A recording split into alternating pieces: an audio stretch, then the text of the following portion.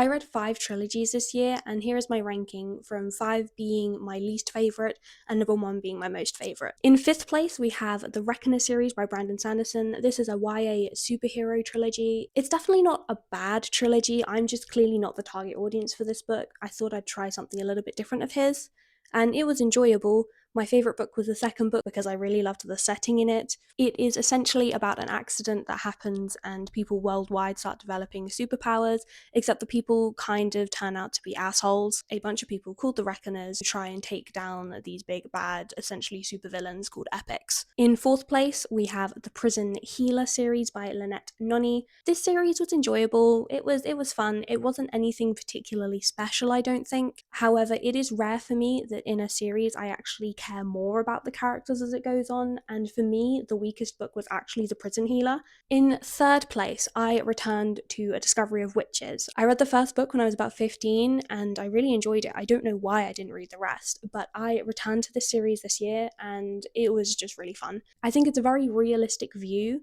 on how a relationship between a late 20s, early 30s woman and a centuries old vampire would actually be. There is clear mention of patriarchy, and for those of you who don't know, this is about a vampire and a witch who fall in love, and there is also this missing document called the Ashmole 782.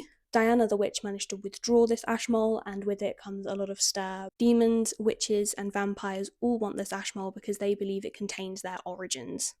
In 2nd place, we have Red Rising by Pierce Brown. I won't bore you all by talking about this book. I think a lot of people already know what it's about. If you don't, just drop a comment. I'm sure someone will explain it, if not me. I will say that with this trilogy, I vastly preferred the first 2 books. The third book was still good. When things tend to turn more political and battle-y, I tend to lose interest. I like all of the initial world building, the small skirmishes, so I did really enjoy these first 2. The third book was still good, and I do have the next 3 to read at some point this year. And in 1st place, my favourite trilogy of the year, and I'll be honest, my favourite books of the year, was The Poppy War by R.F. Kuang. I absolutely love historical fantasy that's sort of set in China or uses China as a basis for it. I don't know why I love it so much, I love it. I had the same case in this, where I actually preferred the first 2 books to the third one.